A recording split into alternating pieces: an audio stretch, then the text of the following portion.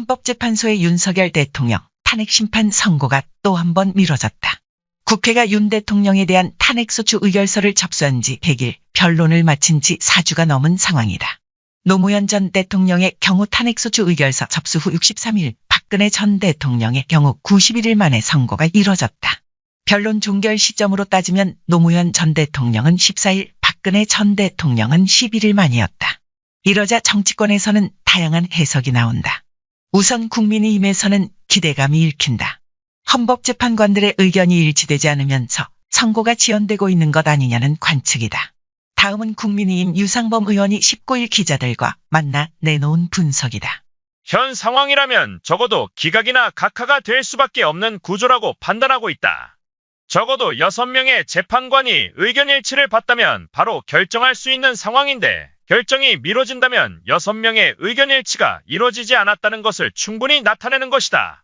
과거 박근혜 전 대통령 탄핵 때 평의가 진행되는 과정에서는 이같이 많은 억측이 나오지 않았다.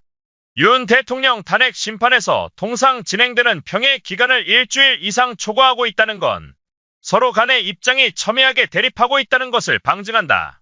17일 TV조선 뉴스국에 출연한 오세훈 서울시장도 선고 지연은 각하와 기각 가능성이 높아지는 징후라고 내다봤다. 선고가 늦어지는 건 이상 징후고 의견의 일치를 보기 어려운 사정이 생겼기 때문으로 짐작된다. 당초보다는 각하나 기각 가능성이 높아지는 것 아닌가.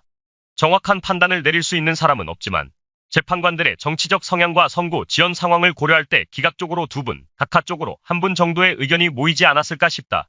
반면 국회 탄핵소추위원을 맡은 더불어민주당 박범계 의원은 20일 경향신문과의 인터뷰에서 선고 지연의 원인이 결정문을 보강하는 것이라며 전원일치 의견으로 파면 선고가 나올 것이라고 단언했다. 헌법재판관 8대0 전원일치 의견으로 윤 대통령 파면 선고가 날이라는 점에 조금도 의심이 없다. 탄핵심판 현장에서 재판관 8명의 표정과 질문을 생생하게 직접 목격한 사람으로서 느끼는 것이다. 헌법재판관들의 의견은 파면으로 일치하지만 결정문에 별개 의견이나 보충 의견에 무엇을 담을지 고심하는 것이 아닌가 한다. 윤 대통령 측이 주장한 조서의 증거 능력이라든지 수사권 논란 등을 살펴볼 수 있다.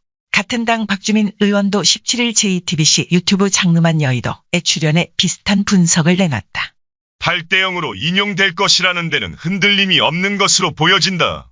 오히려 8대0으로 만들기 위해 시간을 더 들이는 것 같다. 대통령 탄핵이라는 것 자체가 굉장히 큰 사건이고 우리 사회에 미치는 영향력이 크지 않나. 그러다 보니 헌법재판소가 이왕이면 같은 목소리를 내주는 게 맞는다고 본다.